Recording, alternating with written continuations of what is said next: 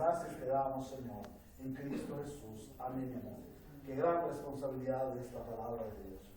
Dice la palabra, Lucas capítulo 4, versículos 1 al 13. Jesús, lleno del Espíritu Santo, volvió del Jordán y fue llevado por el Espíritu al desierto.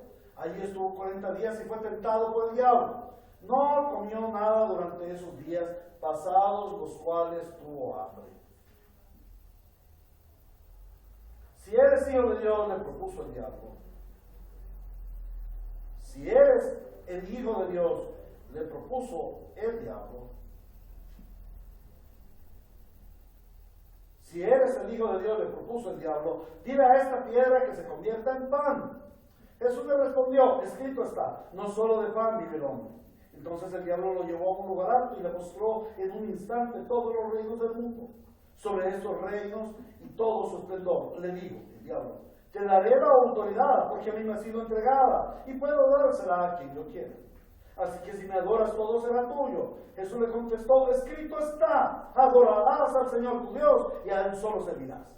El diablo lo llevó luego a Jerusalén e hizo que se pusiera de pie en la parte más alta del templo y le dijo, si eres el Hijo de Dios, tírate de aquí.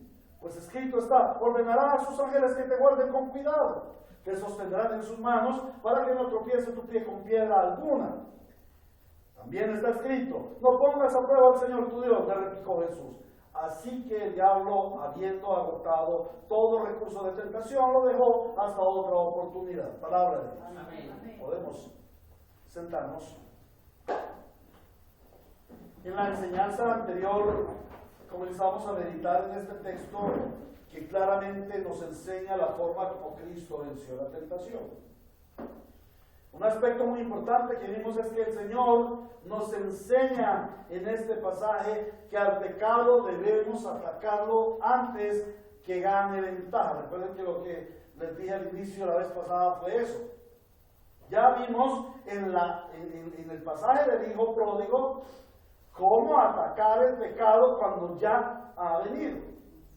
Cómo arrepentirnos del pecado y cómo luchar verdaderamente contra nuestro pecado, mortificar nuestro pecado a través de la humillación, a través del arrepentimiento, de la contrición de espíritu y volver a la casa de nuestro Padre. Pero luego vimos que el Señor nos guía ahora a este pasaje para meditar en él acerca de cómo es que debemos mortificar nuestro pecado antes de que llegue. ¿Cierto? La mejor defensa es el ataque, creo que dije en esa oportunidad. En este pasaje hemos visto que debemos atacar a nuestro enemigo el pecado antes de que él gane ventaja. En el mismo momento en cuando se manifiesta la tentación. Cuando viene la tentación, allí debe mortificarse nuestro pecado. Y aún antes, como lo vamos a ver hoy. Ahora, ¿cómo debe ser mortificado el pecado? Así como Él lo mortificó. Versículo 13 dice, así que el diablo, habiendo agotado todo el recurso de tentación, lo dejó hasta otra oportunidad. Esto nos muestra cómo el Señor mortificó al pecado. Cómo mortificó, cómo rechazó la tentación. Al rechazar la tentación mortifica al pecado. Hasta el punto que el diablo fue derrotado. Así que el diablo, habiendo agotado todo recurso de tentación, lo dejó hasta otra oportunidad. En otras palabras, fue vencido. Fue vencido. Allí el Señor Jesús es el primer hombre en la historia humana que puede vencer la tentación. Amén. En la enseñanza pasada vimos tres aspectos de la tentación. Vimos las circunstancias en las que actúa la tentación. ¿Cuáles son las circunstancias en las que actúa la tentación? Todas. Eso nos enseña, nos quiere decir que no estamos inoculados para no caer en la tentación en alguna circunstancia. Aún estando en oración, aún creyéndonos muy santitos, allí nuestro enemigo el diablo va a ponernos tentaciones. También vimos la estrategia que usa la tentación para hacernos caer en pecado. ¿Cuál es esa estrategia? La palabra tergiversada o negada. Y en tercer lugar vimos los 3 puntos estratégicos por donde ataca la tentación, que son los deseos de la carne, la codicia de los ojos y la vana gloria de la vida. Hoy continuaremos esta enseñanza de venciendo a nuestro enemigo el pecado conforme al modelo del Señor Jesucristo o al ejemplo de nuestro Señor Jesucristo, viendo las 3 características que nos muestra el pasaje de la resistencia contra la tentación. Y en primer lugar, vamos a ver la preparación del Señor Jesús. Y en primer lugar, vamos a ver la preparación del Señor Jesús. Y si hay alguien que pueda anotar esos 3 puntos, sería bien bonito para que los que llevan anotaciones puedan continuarlas, puedan dirigirse. Primero, el primer punto que vamos a ver esta mañana es la preparación del Señor Jesús. Cómo el Señor Jesús estaba preparado para resistir a la tentación, para mortificar al pecado allí, resistiendo a la tentación. Lo segundo que vemos que nos muestra, que nos enseña el pasaje es la respuesta del Señor Jesús y en tercer lugar, la perseverancia del Señor Jesús. Esos son los 3 aspectos que nos muestra el texto acerca de cómo el Señor Jesús resiste al pecado, resiste la tentación. Pero hoy vamos a ver hoy vamos a ver solamente el primer aspecto, la preparación del Señor Jesús. Y allí también encontramos 3 aspectos. El primer aspecto es que Jesús el Señor es lleno del Espíritu Santo. La llenura del Espíritu Santo. Entonces, hoy vamos a ver la preparación del Señor Jesús. No lo borres, ponlo aquí abajo. 1A. La llenura del Espíritu Santo. El Señor Jesús estaba lleno del Espíritu Santo. Lo segundo que vemos en la preparación del Señor Jesús es la guía del Espíritu Santo. El Señor Jesús es guiado por el Espíritu Santo. Y en tercer lugar, de la preparación 1B. 1A, 1B, la guía del Espíritu Santo, 1B, no 2B, sino 1B. 1B, la guía del Espíritu Santo. Y 1C, la comunión con el Padre. ¿Cierto? Leamos pues de nuevo Lucas capítulo 4, versículos 1 y 2. Dice así: Jesús, lleno del Espíritu Santo, volvió de Jordán y fue llevado por el Espíritu al desierto. Allí estuvo 40 días y fue tentado por el diablo. No comió nada durante esos días, pasados los cuales tuvo hambre. Entonces, lo primero que vemos en el relato de la tentación del Señor Jesús es cómo estaba él preparado para resistir la tentación. Y vemos esos 3 aspectos que hemos escrito, que Juan David generosamente nos ha escrito allí: lleno del Espíritu Santo, la guía del Espíritu Santo y la comunión con el Padre. Entonces vemos que Jesús es lleno del Espíritu Santo. Ahora, vamos al pasaje allí, en Lucas capítulo 4. Volvamos al pasaje y miremos su contexto. Miremos en su contexto qué sucede. Vamos a ir al versículo 3, al capítulo 3, versículo 21. Dice: un día que todos acudían a Juan para que los bautizara, Jesús fue bautizado también. Y mientras oraba, ¿mientras quién oraba? El Señor Jesús oraba. ¿Y a quién oraba? Al Padre. Claro que oraba al Padre. Y mientras Jesús oraba, se abrió el cielo y el Espíritu Santo bajó en forma de paloma. Entonces se oyó una voz del cielo que decía: tú eres mi Hijo amado, estoy muy complacido contigo. Entonces, en el contexto nos recuerda el relato que Jesús venía del Jordán, en donde fue bautizado. Miren, Jesús, lleno del Espíritu Santo, volvió del Jordán. Volvió del Jordán. ¿A dónde estuvo el lleno del Espíritu Santo? Con toda la plenitud. Allí en el bautismo. Cuando Él, en humillación, en obediencia, baja a las aguas. ¿Y quién tenía que bajar a las aguas? Los pecadores. ¿Quién tenía que bajar a las aguas? Los que no eran judíos. Pero Él era judío y no era pecador. Sin embargo, Él se humilló a bajar a las aguas como cualquier pecador. Y Juan el Bautista, reconociendo la santidad, la eminencia de Cristo, la preexistencia de Cristo, dijo: no. Yo no te puedo bautizar. Eres tú el que me debes bautizar a mí. El Señor dijo: no. Es necesario que así se cumpla con toda justicia. Y el Señor Jesús, lleno del Espíritu Santo, baja a las aguas, en donde es saturado más por el Espíritu Santo. Recordemos que siempre la obra del Señor es rebosante. Desde Génesis dijo el Señor: rebosen las aguas de peces y de animales marinos, rebosen los cielos de aves y rebose la tierra de animales y bestias, y multiplíquense. Una de las características, uno de los atributos quizás que no hemos analizado de Dios, es rebosante. Es que Él es rebosante, Él es amplio, generoso, abundante, como Él y solamente Él puede serlo.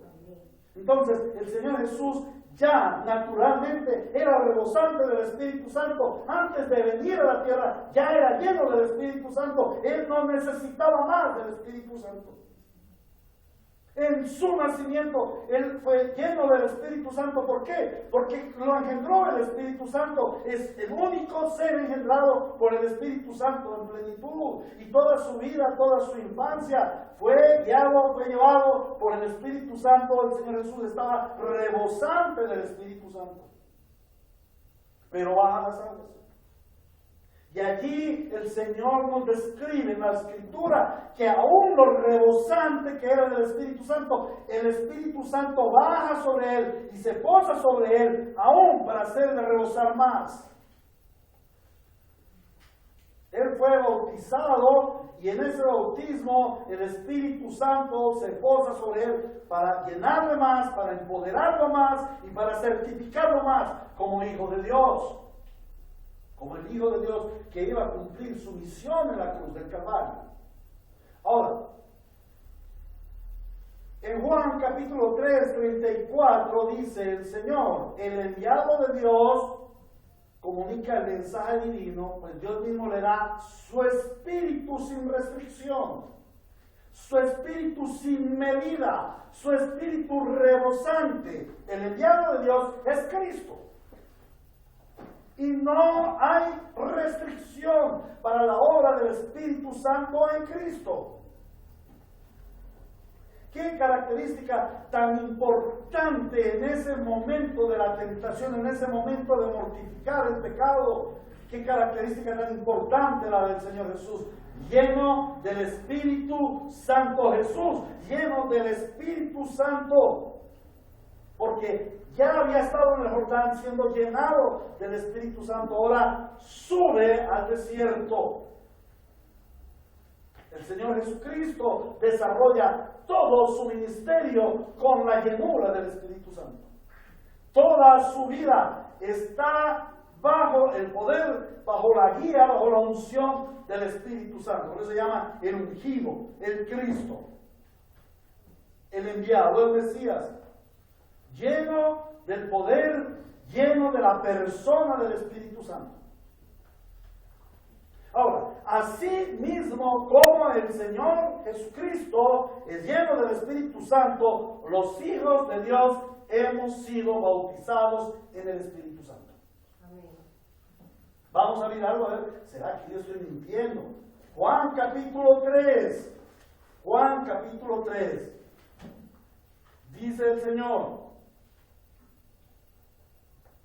versículo 5, yo te aseguro que quien no nazca del agua y del Espíritu no puede entrar en el reino de Dios. Y vamos a mirar en Hechos de los Apóstoles, capítulo 2, capítulo 2, capítulo 1, versículo 8. Pero cuando venga sobre ustedes el Espíritu Santo, cuando venga sobre ustedes el Espíritu Santo, ¿a quién se le parece la imagen? ¿A quién? Cuando venga sobre ustedes el Espíritu Santo, ¿a quién se les parece la imagen? A Jesús. ¿Cuándo? Cuando fue el bautismo. Cuando sean ustedes llenos del Espíritu Santo, cuando venga el Espíritu Santo sobre ustedes, recibirán poder. Todo aquel que nace de nuevo es porque el Espíritu Santo le ha bautizado. Ninguno puede nacer de nuevo si la obra del Espíritu no ha sido hecha en su vida. De nuevo, vamos a Juan capítulo 3, versículo 6. Lo que nace del cuerpo es cuerpo. Lo que nace del Espíritu es Espíritu. Para poder ser creyentes, dice la palabra del Señor, hemos de nacer por el Espíritu. O sea, hemos de ser bautizados, sumergidos, nuestros cuerpos y nuestro ser muerto en nuestros delitos y pecados tiene que ser sumergido, sobrecogido, rellenado, sobreabundado del poder del Espíritu Santo. Tiene que ser algo supremamente poderoso para levantar un muerto. Y la palabra dice que estábamos muertos en nuestros delitos y pecados. Y viene el poder del Espíritu Santo, nos bautiza, el Espíritu Santo nos bautiza y nos da poder para vivir la vida nueva, nos hace nacer de nuevo. Eso quiere decir que nosotros hemos sido bautizados en el Espíritu Santo. Somos revestidos del mismo poder que operó en Jesús. Y si hemos sido revestidos del mismo poder que operó en Jesús, nuestra vida entonces debe estar plena del Espíritu Santo. Debe estar plena del Espíritu Santo. Vamos a ver a Romanos capítulo 8.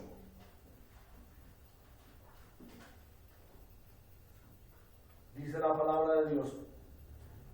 Por lo tanto, ya no hay ninguna condenación, versículo 1 y 2. Por lo tanto, ya no hay ninguna condenación para los que están unidos a Cristo Jesús. Pues por medio de Él, la ley del Espíritu de vida. ¿Cuál Espíritu de vida? El Espíritu Santo me ha librado de la ley del pecado y de la muerte. Amén. Cada creyente tiene una identidad con Cristo. Dice la palabra, y el mismo Espíritu, y si el mismo Espíritu que levantó a Cristo de entre los muertos está en nosotros, también Él vivificará nuestros cuerpos mortales. Amén. Es el mismo Espíritu, es el mismo poder, no es otro Espíritu. Y volvamos a la generosidad de Dios.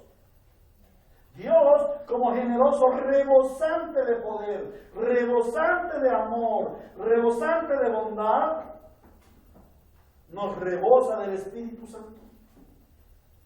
Como rebosó a Cristo. Y es algo que nosotros debemos tener muy en cuenta y algo que vamos a analizar un poco más profundo, a profundidad, Cuando veamos el siguiente punto, que es, cuando pasemos al siguiente punto, que es el Espíritu Santo es quien mortifica por nosotros al pecado, a donde llegamos a esa dependencia del Espíritu Santo para mortificar el pecado, para que no nos vanagloriemos nosotros, sino la gloria sea de nuestro Santo Dios. Amén.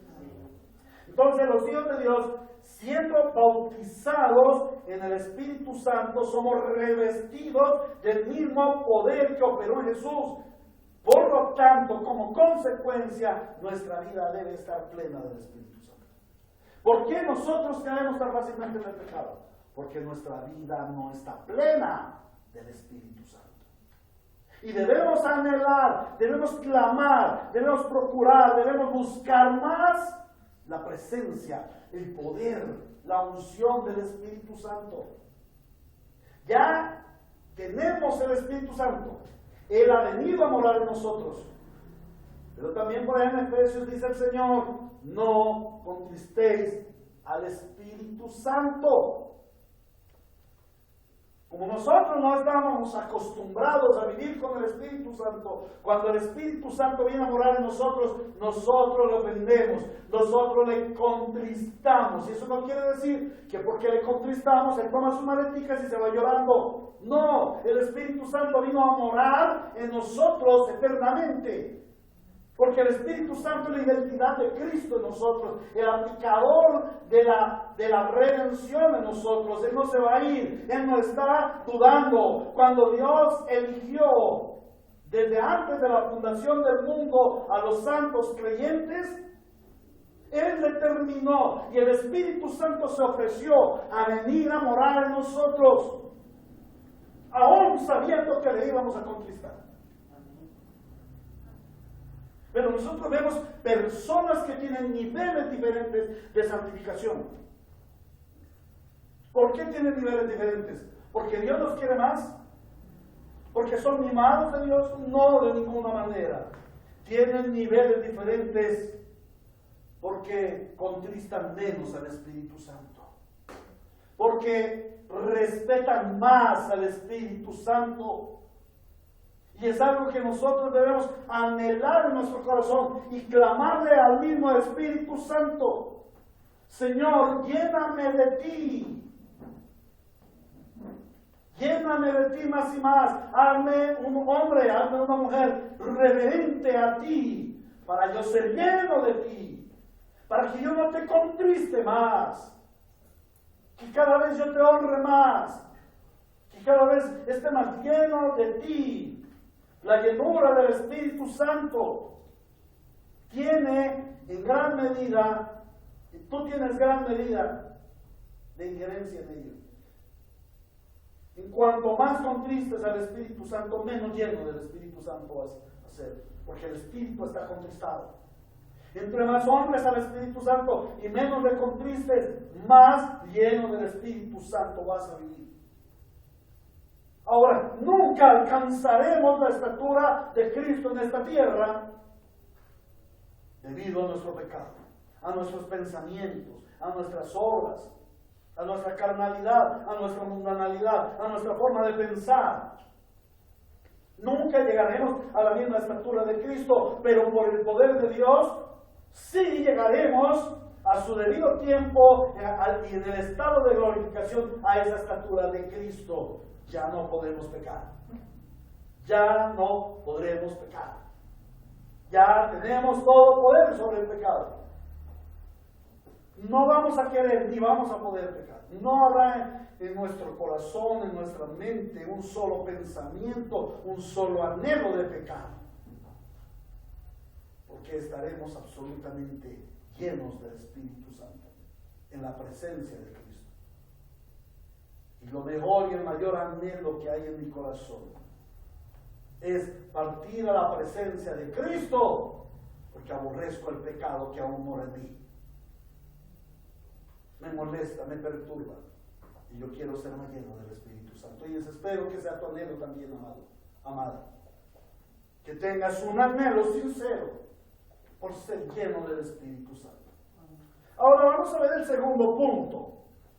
La segunda característica de la preparación del Señor Jesús. Vemos que Él estaba lleno del Espíritu Santo desde antes de la fundación del mundo. Estaba lleno del Espíritu Santo en su nacimiento. Estaba lleno del Espíritu Santo en las aguas del Jordán en el bautismo. Por lo tanto, Él llega ante la tentación lleno del Espíritu Santo. Ahora miremos la segunda característica. Jesús es guiado por el Espíritu Santo.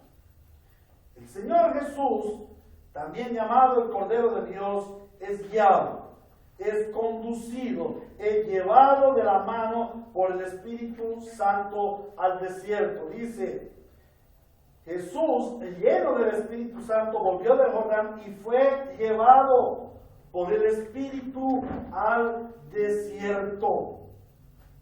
Ahora la pregunta es, ¿y por qué al desierto? ¿Por qué el Espíritu Santo lleva al Señor Jesús, a su Hijo amado, al desierto?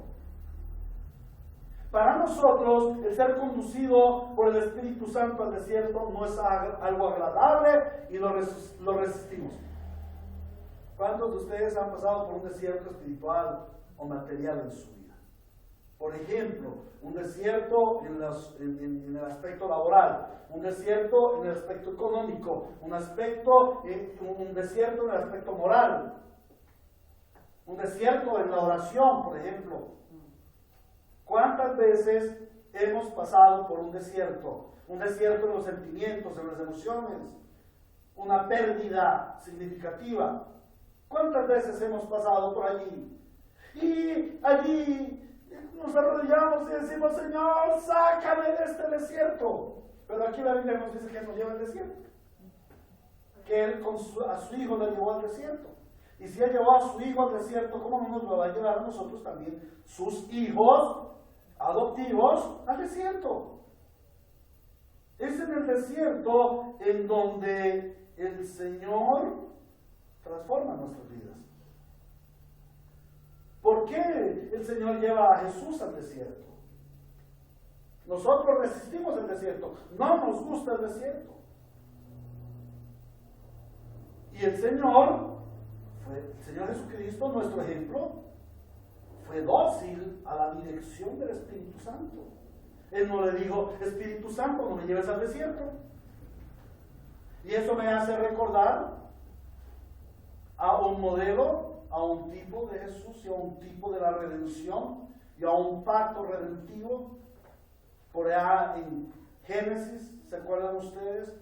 Cuando el Señor llama a Abraham y le dice, vamos, llévame y conságrame a tu hijo en sacrificio, ve al monte Moriah y preséntame allí a tu hijo en sacrificio. ¡Wow! Cosa difícil. Pero Abraham no se resistió. Y ustedes se imaginan cuando Isaac pregunta, Padre, ya tenemos el horno, la parrilla, ya tenemos el cuchillo afilado, ya tenemos el fuego listo, preparado, ya tenemos los leños, todo está listo, pero yo no veo al cordero de sacrificio por ningún lado. ¿Se imaginan ustedes a Abraham? Es que eres tú. Es que eres tú el sacrificio. ¿Ustedes se imaginan a Isaac corriendo por ese monte, peña abajo? ¿A Isaac? Pues no. El padre pudo presentar a su hijo en sacrificio. Y cuando ya estaba el cuchillo para el sacrificio, el Señor dijo, detente, Abraham, ya he visto tu fidelidad.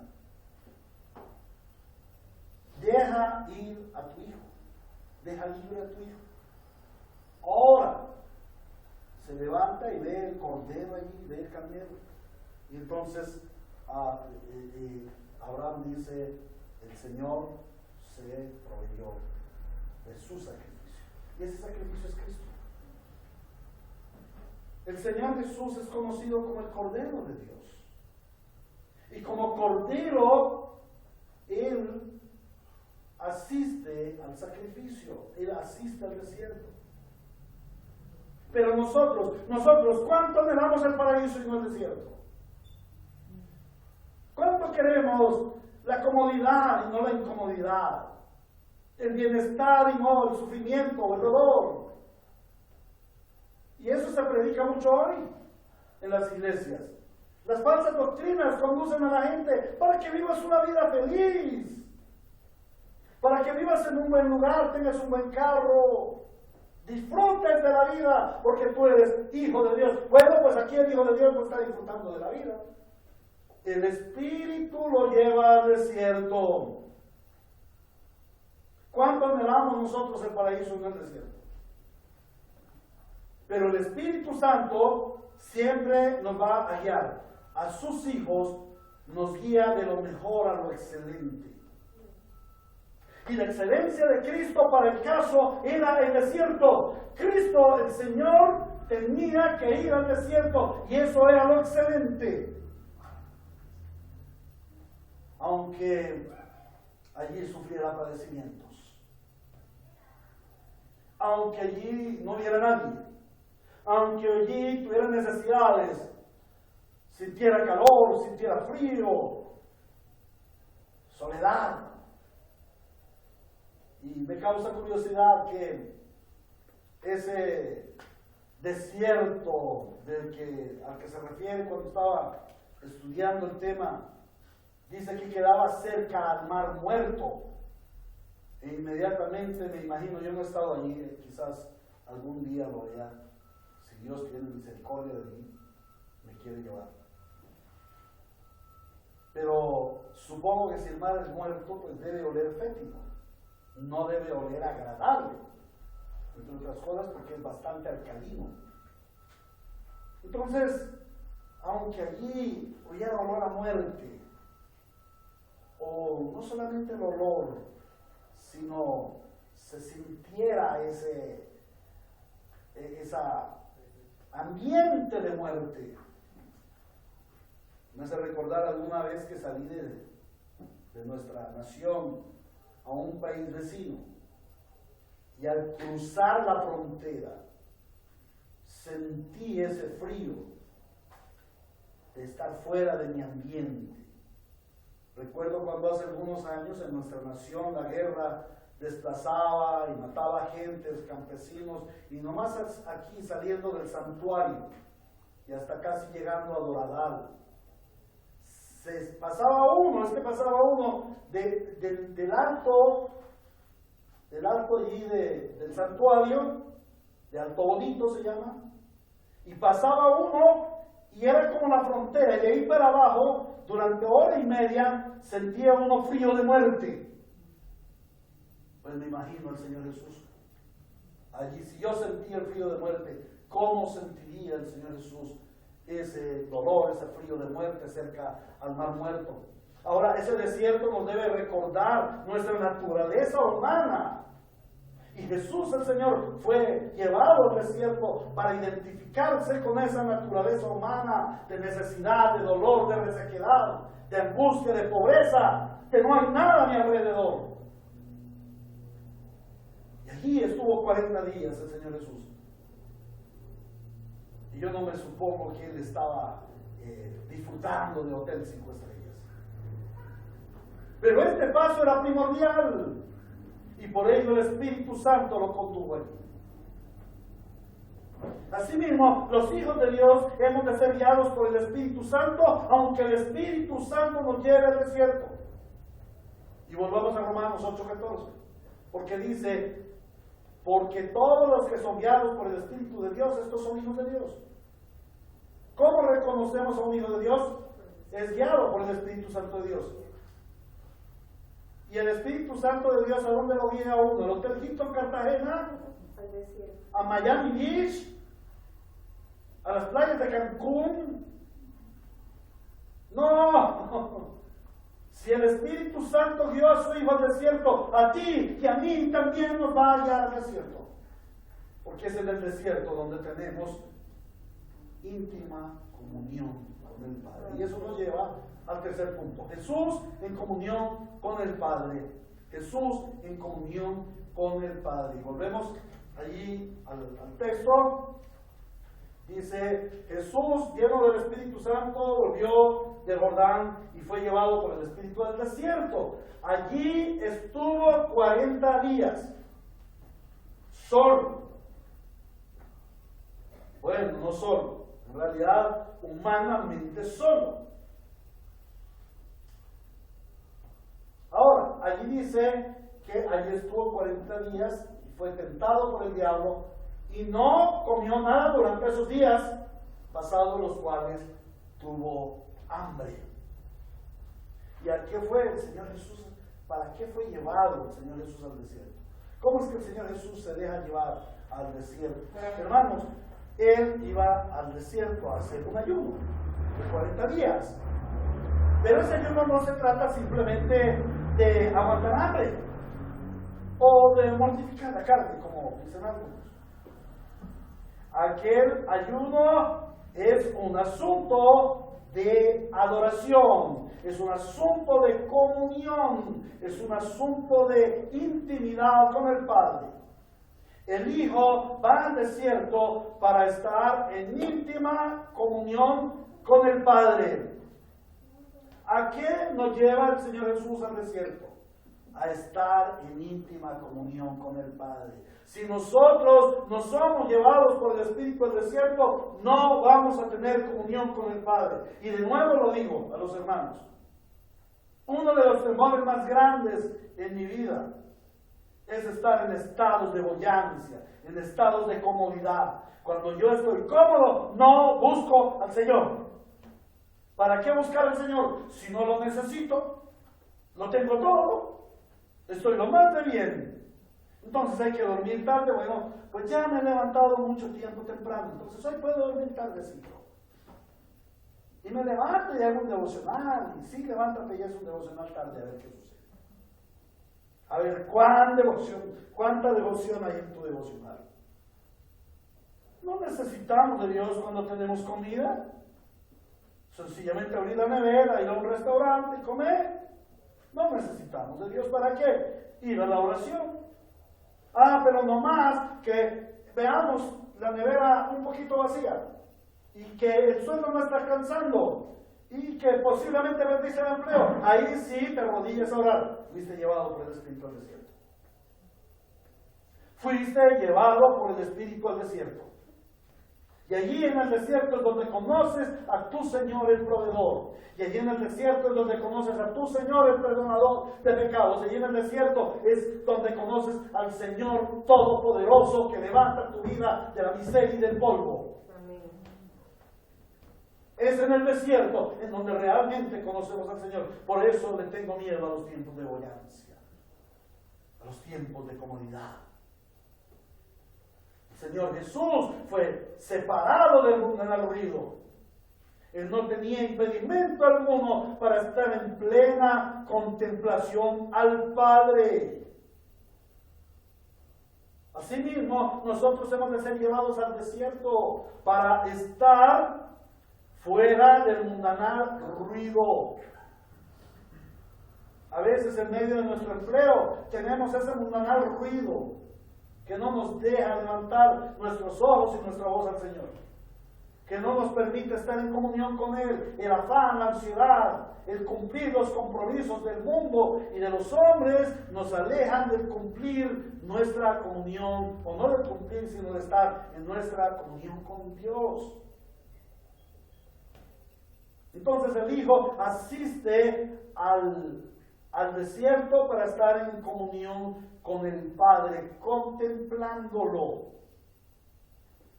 Y de nuevo, como en el Jordán y como en todo el ministerio de Cristo, vemos la unión del cielo con la tierra. Ustedes se imaginan allí Dios unido con el hombre, Cristo unidos, el cielo y la tierra allí, 40 días. 40 días, el Señor Jesús, la tierra, el hombre, unido con Dios el Padre, el cielo. Por ello el Padre puede decir con toda justicia: este es mi Hijo amado, quien me da la complacencia. ¡Wow! ¡Qué hermoso el Hijo amado va al desierto para estar en complacencia, para darle complacencia al Padre. Ahora, dice que durante 40 días no comió. ¿Por qué no comió? ¿Porque él se programó un ayuno de 40 días? No, es que él estaba en la comunión con el Padre, y al estar en la comunión con el Padre, las cosas de la vida natural, el interés por la carne, se nos va. Se nos va. Y míralo si así no es. Cuando entras en esa comunión, en un deleite con el Padre, en la adoración, en la meditación de la palabra, que cuando volteas y miras el reloj dices, wow, pero han pasado horas y yo no me he dado cuenta. La semana pasada alguien me dijo, wow, pero ¿cómo predicó de cortico el hermano Napo? No nos dimos cuenta. A veces alguien me dice, uy, pastor, estuvo tan buena la predicación. ¿Recuerdan el día del Señor completo? A propósito, estoy esperando cuándo va a ser el próximo. Entonces, ¿se acuerdan el día que estuvimos hace poco dedicados completamente para el Señor? ¡Wow! La 1:30. ¿Y cómo ya llegó la 1:30? Pero ni hambre tenía, no tenía ganas de comer. ¿Por qué? Porque cuando estamos en esa intimidad con el Padre, todas las cosas carnales, mundanas y pecaminosas son desechadas, porque nuestro deleite es el Padre. Así como Jesús, el Hijo de Dios, vivió su vida en plenitud de comunión, los hijos de Dios hemos de estar en íntima comunión con Dios por medio de Cristo. Como en el ejemplo de Jesús, nuestro primer y más importante arma para mortificar nuestro pecado es estar preparados para resistir a la tentación. ¿Y cómo vamos a estar preparados para resistir a la tentación? Lo que nos muestra Jesús en el pasaje. Primero, ser llenos del Espíritu Santo. Ser llenos del Espíritu Santo. Segundo, ser guiados por el Espíritu Santo. Y aquí lo que debemos hacer es buscar la guía del Espíritu Santo, pero lo segundo es no resistirnos a la guía del Espíritu Santo. Porque nosotros decimos, Espíritu Santo, guíame, pero cuando el Espíritu Santo no me guía hacia donde yo quiero, entonces digo, no, ya no quiero que me guíes, porque estoy sintiendo que me estás guiando al desierto, y yo en el desierto no quiero estar. Bueno, pero siempre, definitivamente el Espíritu nos va a guiar al desierto. Entonces debemos ser guiados por el Espíritu Santo. Y en tercer lugar, estar en permanente comunión con Dios. Lleguemos pues a algunas conclusiones. Para vencer a nuestro enemigo del pecado, no podemos esperar caer en él. La mejor defensa es el ataque, lo digo de nuevo. Tenemos que estar preparados, muy bien preparados, apertrechados para resistir las tentaciones. Y debemos actuar como el Señor Jesucristo actuó para vencer la tentación. Hoy hemos visto 3 aspectos importantes para estar bien preparados en la resistencia a la tentación, en la mortificación de nuestro pecado. Primero, ser llenos del Espíritu Santo. Ser llenos del Espíritu Santo.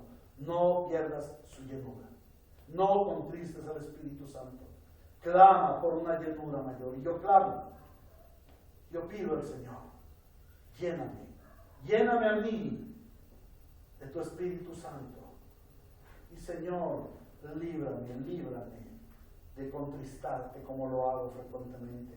Cada vez límpiame más de mi pecado para no contristarte. Que cada vez yo sienta y vea que estoy pecando y que te estoy ofendiendo a ti, que te estoy contristando, entristeciendo, que estoy perdiendo esa llenura que es tan valiosa para mí. Y el pecado es sucio, va a llevarnos cada vez más a contristar al Espíritu, porque si él sabe que si contristamos al Espíritu, su llenura no va a estar en ti. Que no contristemos al Espíritu Santo, que la iglesia procure la llenura del Espíritu Santo. En segundo lugar, ser guiados por el Espíritu Santo. y no vivir conforme a las obras de la carne. Y ahí quiero invitarles a Efesios capítulo 4, versículo 11, algo que el Señor ha hablado permanentemente a nuestras vidas últimamente. 4:11, perdón. Me he equivocado. 5:11. 5:11. No tengan nada que ver con las obras infructuosas de la oscuridad, sino más bien denúncielas. No tengan nada que ver con las obras infructuosas de la oscuridad, sino más bien denúncielas. Y esto está tremendamente ligado al versículo 10. Comprueben lo que agrada al Señor. Que la iglesia busque siempre la guía del Espíritu Santo, desechando las obras de la carne y procurando o investigando o comprobando lo que agrada al Señor. Y en tercer lugar, estar en íntima comunión con Dios. Que procuremos cada día más una mayor comunión con Dios, en adoración.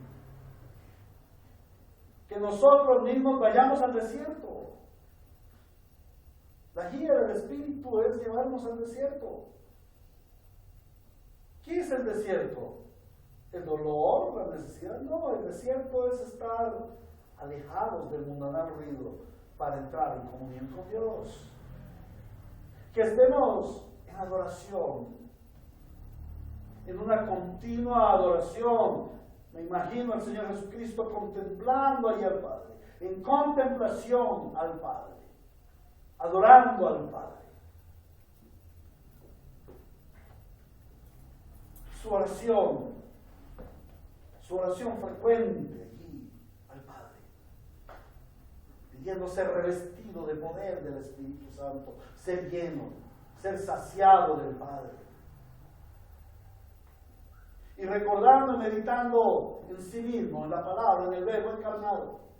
Así mismo nosotros queremos una oración al Padre, pidiendo su asistencia, el poder del Espíritu Santo, para que cada día más estemos llenos de el amor de Cristo, de la paz de Cristo, de la identidad de Cristo, y cada vez más alejados de las obras de la carne. Una oración en que pidamos más del Espíritu Santo y estar permanentemente en su palabra y practicar el ayuno. Con esto no estoy diciendo, hermanos, el sábado vamos a ayunar, no vamos a comer. No. Practicar el ayuno es que el estar en comunión con mi Padre, estar en comunión con mi Redentor, me lleva a olvidarme de mi carne. Me lleva a olvidarme de la gula, de la pereza, del tiempo perdido en la televisión, en lo que no vale la pena. Cada vez que estoy en más comunión con el Padre, puedo ver cómo la carne opera menos en mí, tiene menos poder. Entonces, que seamos creyentes, que la iglesia Río de Gracia sea una iglesia que mortifica nuestro pecado desde antes de la tentación, permaneciendo llenos del Espíritu Santo, siendo guiados por el Espíritu Santo y estando en comunión con el Espíritu Santo. A Cristo nuestro Señor sea toda la gloria en su iglesia. Amén. Amén. ¿Tienen preguntas, amados hermanos?